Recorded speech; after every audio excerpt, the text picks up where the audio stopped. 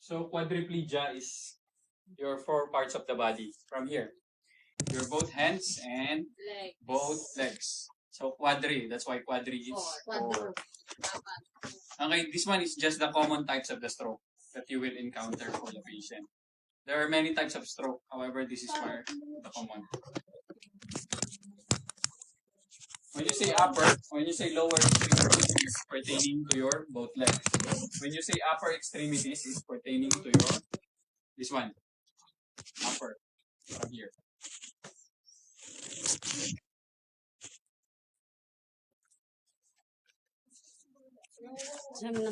Lower extremities. Extremities. EXMITIS.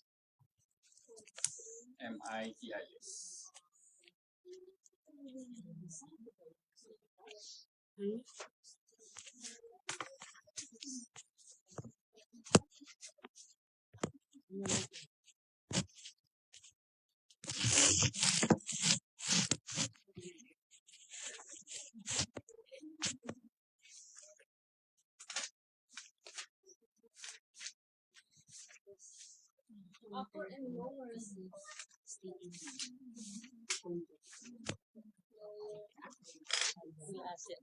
Hi, Russell. You asked them for the toilet key. If you want to go to toilet. Because here you need to record this, you need a key.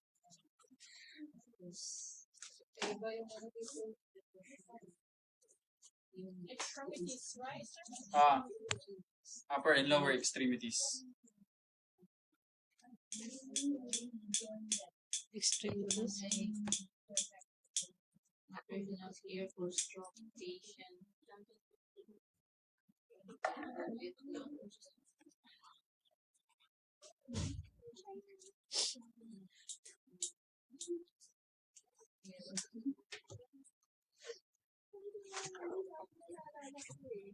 Okay na? I can erase?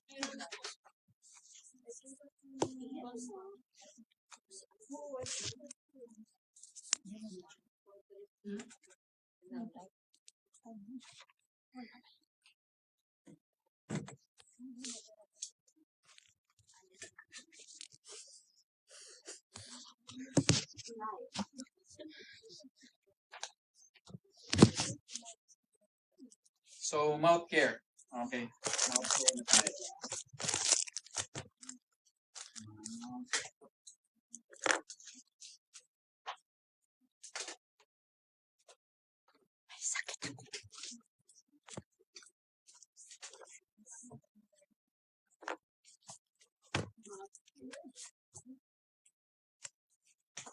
So same, most likely we're talking about as well the stroke patient.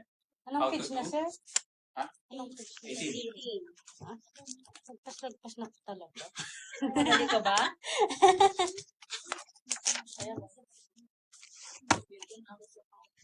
Okay, so here.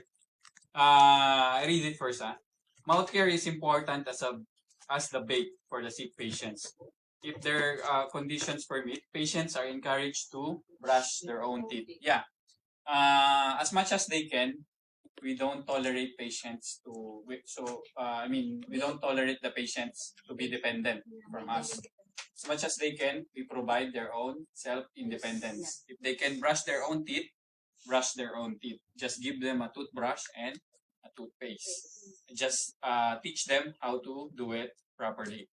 Because same principles, if you do it for them, they will become dependent for you. Your workload will be more loaded, and you will be the one who will suffer.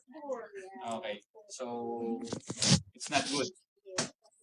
What else? For those patients confined on bed, however, the nurses must provide the supplies and the time for them to carry our oral hygiene. Particularly after meals and more often for patients on nil by mouth.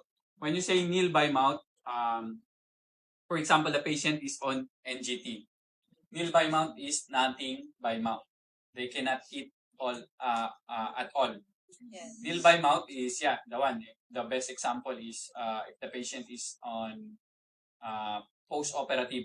I mean, recently done an operations. They cannot eat directly for the past 1 day, 2 days. Okay, so if you're working in a hospital, you should clean their mouth.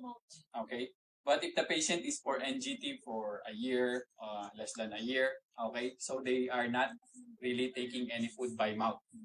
So they are just passing the food through the tube. So the mouth is clean, but however, you still need to brush it every after feeding because there's some residual that going out to their mouth. Okay. What else? The purpose of cleaning the mouth are to remove the trapped foods or secretions. This helps to prevent the bad breath, feeling of uncleanliness, and dental caries. Yeah. So number one, the same purpose of mouth care is to eliminate the bacteria. Number one, the bacteria causes the dental caries. And then, aside from that, the patient will be having a bad breath or halitosis. If you are not, same for yourself. If we are Sir, not saan brushing, nakukuha yung bad breath? bad breath, yeah. If you're not cleaning your mouth properly, if you're not brushing your teeth regularly, you will develop bad Bakit breath. yung iba, brush ng brush, mga amoy yan, dyan. Okay, so bad breath number one, if kissing. From a bad breath person and Other you people. don't have a bad breath, Okay. you kiss to one another, eventually the bacteria Ay, transfer wag through na kayo saliva. mag-boyfriend para wala nang kissing-kissing. Then, that's the truth. Okay? Oh, Bad diba? breath spread all over certain community or worldwide. That's the number one reason. Okay? When you kiss each other, the saliva from that person transferred to you, and then eventually So, the from bacteria the saliva. will stay on your mouth. Okay? Some cases must be on your rotten tooth. Yeah. Teeth. Yeah. That's the main case. Because try to do this. If you're only brushing your teeth once a day, and then you're eating chocolate, sugars, sweets. Yeah, candies. Those are the things that what do you call this? Contributes for tooth decay. Yeah. Okay, if you allow it overnight, you don't eat chocolates and then you allow it overnight, tomorrow morning, probably the bacteria stack up there, Yeah. okay, and grow there. Bacteria loves the, for example, sugars. Because sugar is the main food of the bacteria. What else? Mouth care. Pera yan. Yes. Mouth care is to clean using toothbrush for able patient. Okay, I will not write down some because it's already in your book. I'll just write what is important. Okay? So, for example, yun nga, we told before, toothbrush. Yeah. If the patient is still rich, they can afford the oral swab, disposable oral swab. Yes, disposable oral swab. Do you know it, guys? Last time I show it to you. Yeah. Disposable oral swab is just like foam. Just simply cleaning for. After that, once you're done cleaning the mouth, dispose. Yeah, throw it away. I already discussed. I think there are two types of disposable oral swab.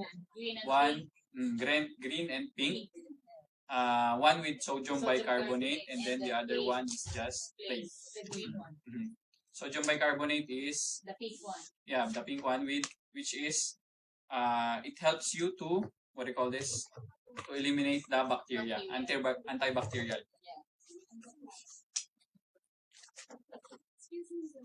Oh yeah.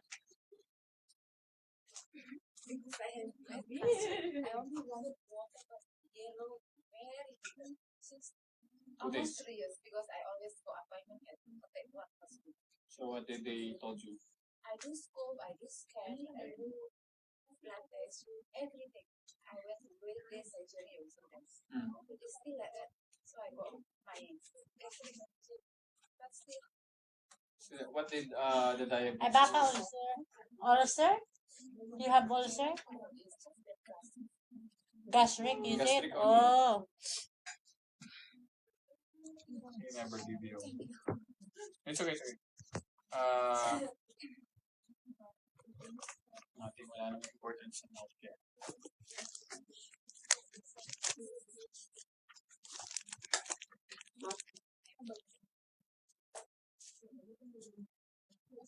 Okay, so bed making. This one, bed making.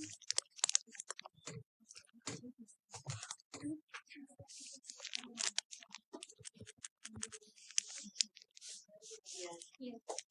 18, page 18. I'll just draw. This one is on your book. It's not really that important. Okay, I'll just draw what I know. Okay, so Bed this one, making. for example, bed.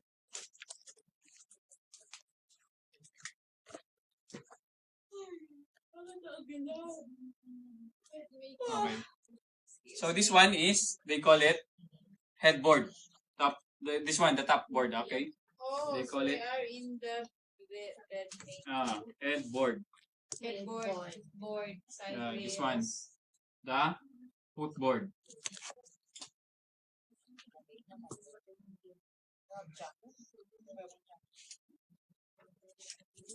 This one, the side rails, they call it side rails. Side The one that rails. you can, Tails. Lift. you can lift up from the bed. You can lift Yes. up and you can lift down. That is called side rails. Let's say this one. Side rails. Dapat magla tayo ng ng lapis. Mag-draw scissor.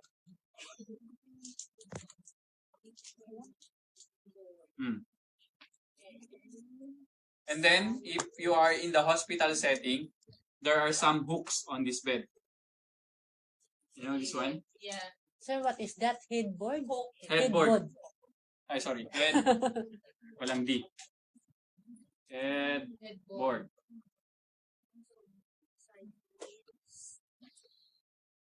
Can you see, ma'am? Ang hirap naman mag-drawing. Ako nga din, hirap na hirap. Pangit na drawing. Ewan ko lang kung na-imagine nyo yung sinasabi ko. Sana I don't know if kasi. you can imagine what I'm Of talking about. course.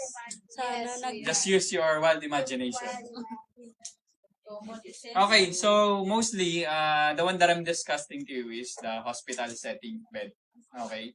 But if in your house, you're already familiarized, just the regular bed, right? Yeah. So, but this one is more important. Okay, so this one, there's a hook on the bed, below the bed, Yeah. wherein you can normally put the Urine. urine catheter for the Yes. patient. Hooks, just like Urine hooks catheter. for urinary catheter. Okay, so this one, you can have a hole here. Sometimes there is a drip stand. They call it drip stand. In Tagalog, lalagyan na ng mga swero. This one is drip stand. Okay. Drip stand.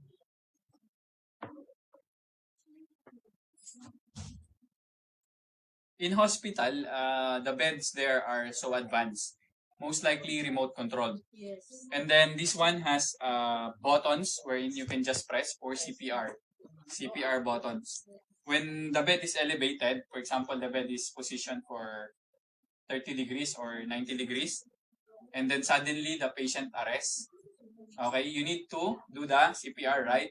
So this one got one button. Suddenly the bed will go down immediately. So you can immediately do the CPR.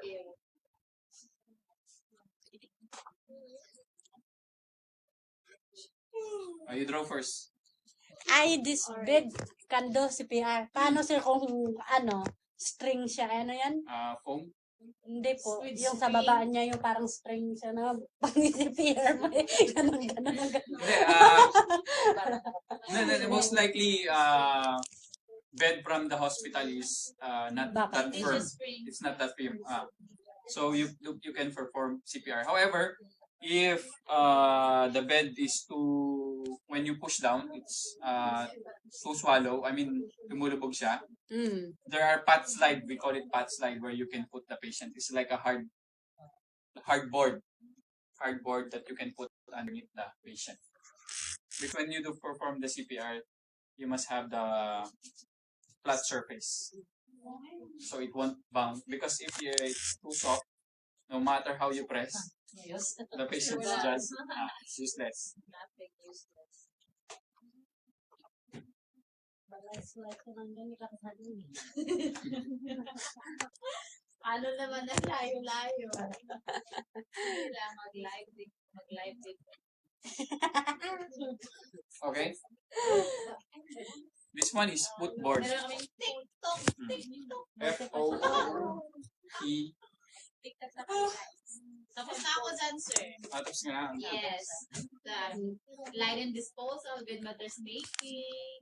Advance ako sa'yo, di ba? Advance ako mag-isip. Hi!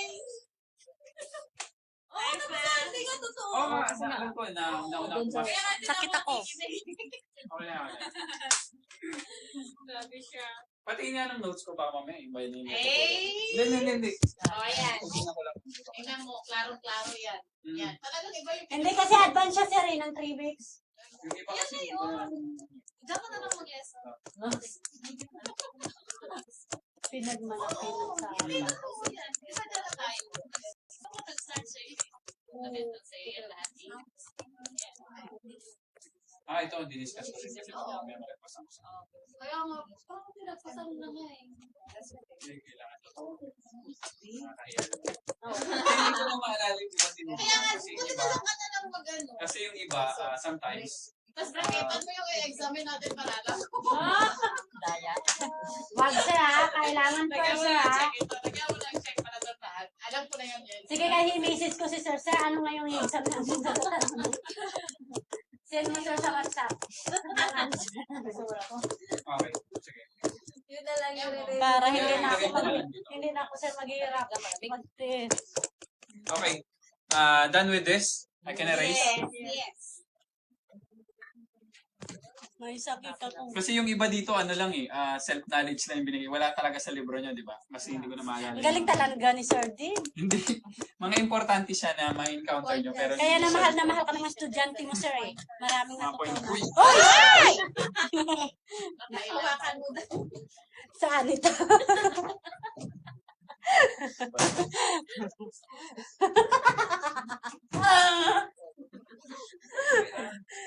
Sir, sabi nila, sir, yakapin daw kita. Hawakan. Okay, so going back harapin ko na lang muna yung notes ni Ma'am. Tapos naka-live. Rinig ng rinig. Basta ha, alam mo na yung gagawin mo dyan. Bayad. Sir. Joke lang. Kasi napaka-serious naman eh. Kasi sabi nila dito, hayakatin mo nga. Dito sa pagalaw. Saan ito? Napaka-serious eh. Inaantok ako eh. Kaya pala. Okay, so this one, for example, the bed. Okay, just the regular bed. When you put the main cover, the first one, okay, it's called the linen.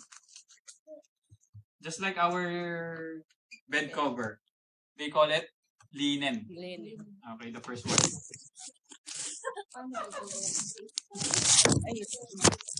Tama na nga yan.